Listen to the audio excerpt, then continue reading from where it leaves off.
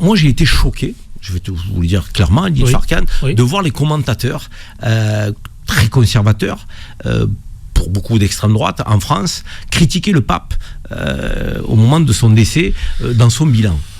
Lorsqu'il faisait le bilan du pape, il le critiquait. Un pape trop ouvert, un pape qui était pour les migrants, un pape qui faisait de la politique, prenait des positions qui n'étaient pas réalistes dans le monde dans lequel on vit, des gens qui veulent élever des murs pour, je dirais, faire en sorte que la pauvreté puisse être cantonnée sur un continent et protéger les plus privilégiés des migrations notamment. Ces gens-là, moi je les trouve horribles dans leur manière de critiquer le pape aujourd'hui.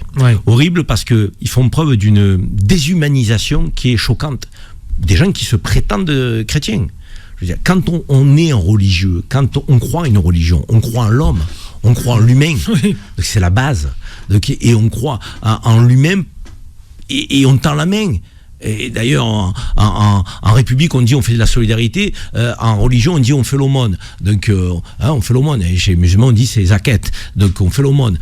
Et je trouve que les commentateurs aujourd'hui sont, je dirais, dans une posture de froideur, de distance avec un pape qui a été très humain, qui a été très proche des pauvres, qui a parlé des Palestiniens, qui voulait un dialogue fraternel entre les religions, alors que nous avons besoin de ça, Adil.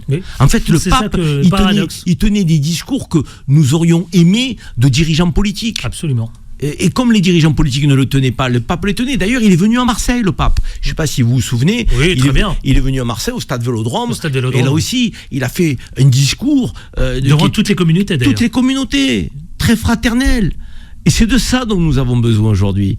Nous n'avons pas besoin de gens qui prennent des discours de division. Mais quand j'entends des éditoriaux, vous prenez Philippe de Villiers. Mais Philippe de Villiers traîne des propos horribles sur le pape. Il se dit chrétien. Mais ce ne sont pas des chrétiens, ces gens-là. Je veux dire, ils ont quoi dans le cœur ? Ils ont un cœur noir. Ils n'ont pas un cœur ouvert, ils n'ont pas un cœur tolérant, ils n'ont pas un cœur fait d'amour.